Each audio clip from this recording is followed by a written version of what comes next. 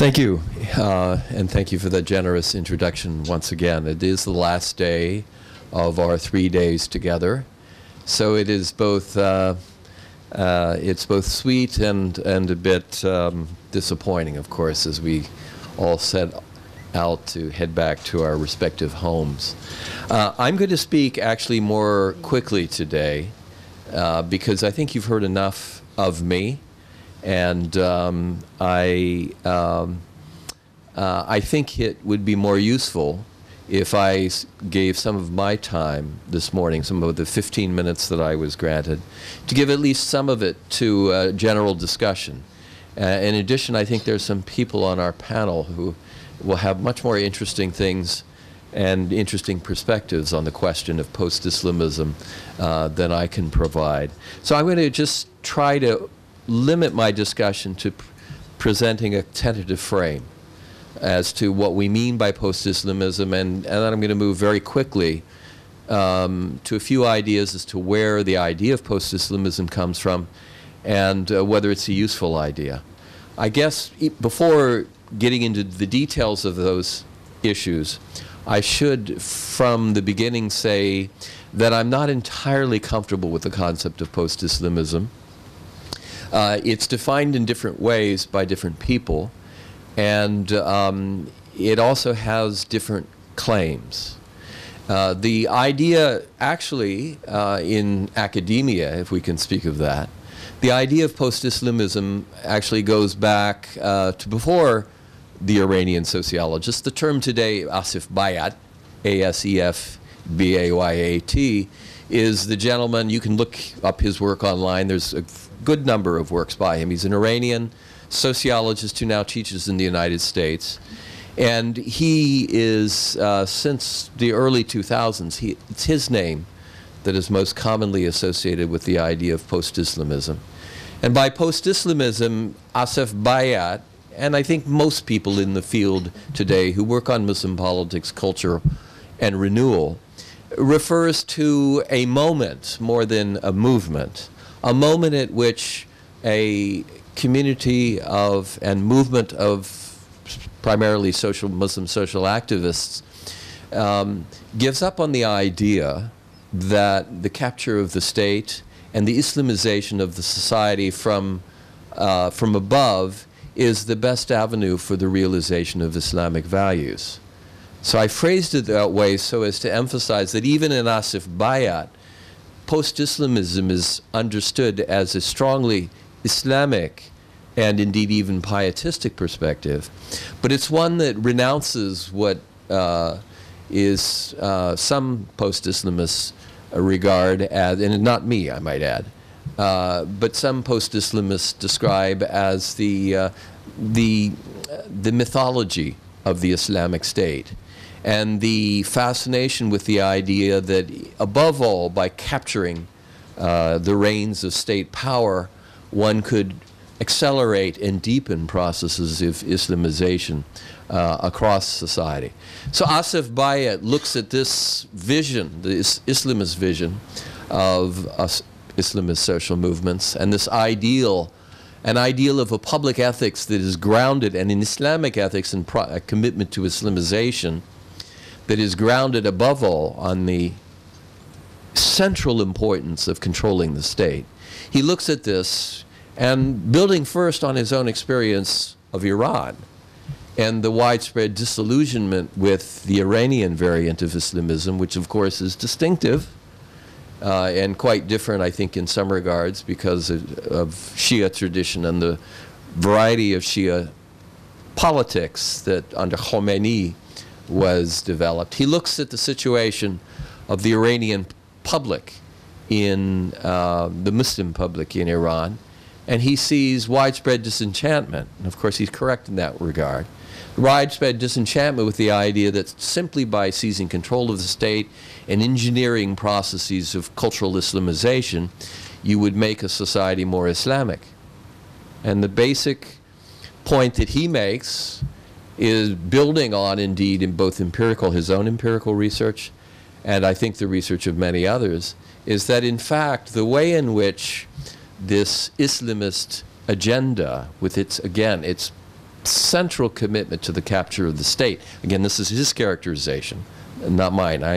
I don't think this is actually sufficiently encompassing understanding and representation of Islamism. But this is his emphasis, and he points out that rather than this process of state-directed Islamization bringing about a more proper realization of Islamic values, in the eyes of many Iranians, and by implication many post-Islamists in other parts of the world, there has emerged a widespread disenchantment with the Islamic State, and a conviction that the Islamic State, by implementing and realizing Islamic values in this way, has had the rather ironic or unintended effect of creating a state that was not particularly Islamic, and a society that shows great ambivalence even towards some, I think, proper Islamic values.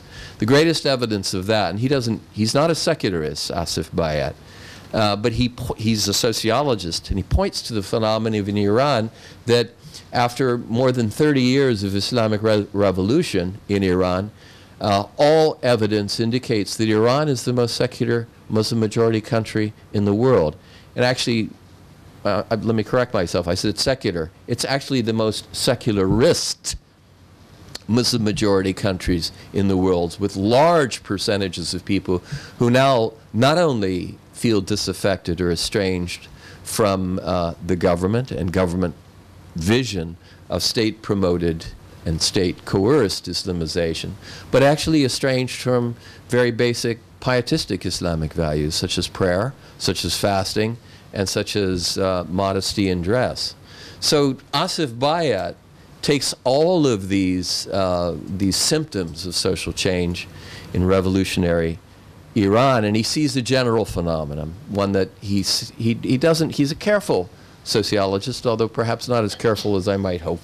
And he sees that though the processes of the kind of rise of secularism in other Muslim majority countries is not nearly so strong as it is in Iran, there is nonetheless a widespread disenchantment with the idea that somehow by capturing the reins of state power, you could actually make a society more truly Islamic. So that's what he means by post-Islamism in a kind of word. Now, let me just put one more name in here for your references, for those of you who want to think these things through in a somewhat more academic fashion, which I know you don't have to do, and many of you are not interested, regard that as your first interest.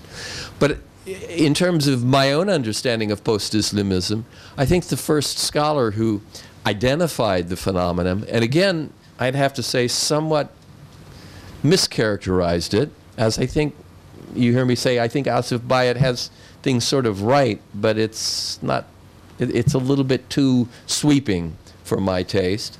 But the other scholar with whom we associate the idea of post-Islamism is the French, very gifted French sociologist, political scientist, and scholar of Islam, who began his career in Afghanistan on the side of the Mujahideen fighting the Soviets. And he was there in Afghanistan, and he was very close to the Islamist opposition, leading the campaign against the Soviet occupation. And the person I'm talking about here is Olivier Roy. It's R-O-Y, so many people pronounce it as Roy, which is fine. But I know him not well, but he's a peripatetic traveler and has come to Boston University several times. Very engaging man. And he, in a book called The Failure of Political Islam, which, if I'm not mistaken, appeared in 1993, though he did not yet coin, Asif Bayat's a little smarter in this regard, making his chop and marketing more effectively, so the term post-Islamism associated with him, though he doesn't specifically use the term, develop the term. His idea of the failure of political Islam is that this aspiration to use the state as the locomotive for Islamization, a genuine Islamization, which was the hope, not just in Iran, but in many parts of the world, In 1993, he surveys, and in this regard, he's much more far-ranging than Asif Bayat. He surveys a wide variety of primarily Muslim Brotherhood-influenced societies. And he recognizes, he discovers something very interesting, and that Asif Bayat, 15 years later, will also emphasize, which is that, and here's the critical point, and I think he makes this point, he's a little more interesting in this regard than Asif Bayat. Asif Bayat has a kind of pan-societal, almost if I may, a more anthropological approach. He's taking the pulse of the whole of society. Olivier Roy is interesting because he spends a lot of time with Islamists. He was shoulder to shoulder with the Afghan Mujahideen in the battle against the Soviets. In fact, I have been told that he actually wielded a submachine gun in certain battles. I don't know if that's true, but somebody who knows Olivier Roy said that he actually engaged in battle against the Soviets and with the Mujahideen. So Olivier Roy, with his depth of knowledge and context in the broader Muslim community, says, he emphasizes not so much that there's disaffection with this Islamist project of state-directed and state-mandated Islamization in society as a whole, but he says it's actually, this disaffection has actually taken place in the ranks of leading members of the Brotherhood itself. And he refers to, and he's correct, I think, in this regard. He refers most especially to Egypt, where very early on in the early 1990s, late 80s, early 1990s, large numbers of Ikhwan were embracing the idea that if elections were fair, they could in fact be an effective means to power. And rather than that passage to power being, if you will, an opportunity to then capture the state and then disregard democratic procedures, a large number of Ikhwan influenced intellectuals in places like Egypt, and very dramatically with Ghannouchi in Tunisia, were reaching the conclusion that no, it wasn't merely an instrumentality. Elections weren't just merely intended as an instrumentality, but elections and democracy and a commitment to the rule of law. This was something that the Brotherhood and Islamists, if they still wanted to call themselves that, should embrace as institutions and procedural politics that was not merely an instrument to power and then top-down Islamization, but something that was an Islamic good in its own right. So Olivier Roy, I think if I may, I think both he and Asif Bayat, my sense of things, have perhaps exaggerated the degree to which this disenchantment with the capture of the state has captured the imagination of large numbers of people who were previously associated with Islamist parties. But he's correctly, and I think Roy in some ways more than Bayat, which is ironic because Bayat is, I think, a more subtle sociologist, and he's out there and does more kind of local research. But I think Roy, again, because of the proximity, his close personal ties with many, first in Afghanistan and then in Egypt, many Islamist activists, he takes the pulse of public opinion there and realizes something very interesting has happened. That there are, and he would not use these terms, but there is not a renunciation of the idea that the state is important, but a renunciation of the idea that the capture of the state will somehow necessarily guarantee a more Islamic society. What we saw with the Ikhwan and the Muslim Brotherhood in particular in Egypt was a split from the early 1990s on as some Ikhwan, and this was even more dramatically the case in places like Tunisia, some Ikhwan began to realize that politics itself could be corrupting.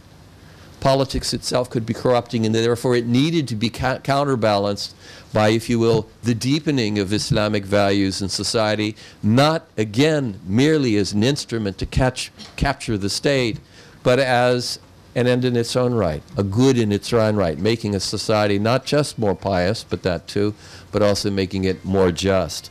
So my last comment is, well, so there's post-Islamism, and I've implied that both Olivier Roy, Asif Bayat, and now a whole generation of scholars, including many Muslim scholars, have adopted the term. But I've also implied that it's a little bit hyperbolic. It's a little bit exaggerated.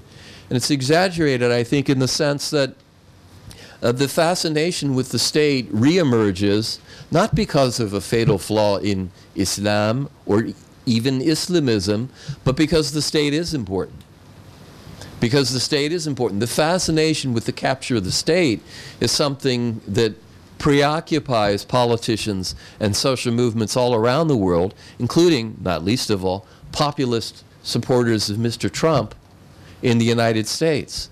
And it's so that while I agree that a kind of disenchantment, whether in Ikhwan circles in Egypt and Tunisia or elsewhere, while I agree that there's a kind of skepticism towards this simple idea that the capture of the state will actually make a society a better, more just, and more Islamic place. While I agree that there is that recognition, the simple reality that the state remains a critical variable in the management of social and political and ethical affairs in all societies pushes people, not just Islamists, but everybody, to the recognition that at some point they do have to develop an ethics and a practical politics for engaging the state, and in some instances that may require a practical politics that's preoccupied still with the capture of the state. So that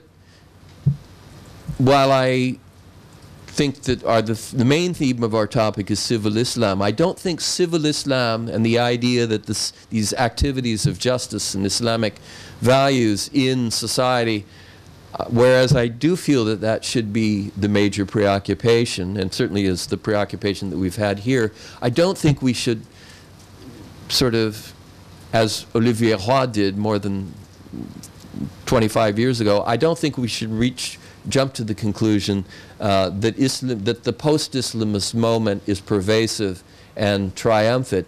The contest between different visions of political Islam and Muslim politics will continue, I think, well into the future, just as in places like the United States, the obsession with, the preoccupation with controlling the state so as to promote a cultural program and an ethical program remains a central preoccupation of politicians of all stripes in my country. So it's a sad reality, perhaps, and a one that I think needs to be, this sort of preoccupation with the state needs to be sort of held in very skeptical regard, but we have to at the same time recognize that the preoccupation with winning the state will remain a concern of people, including necessarily pious Muslims, for many years to come. Sufficient. Thank you.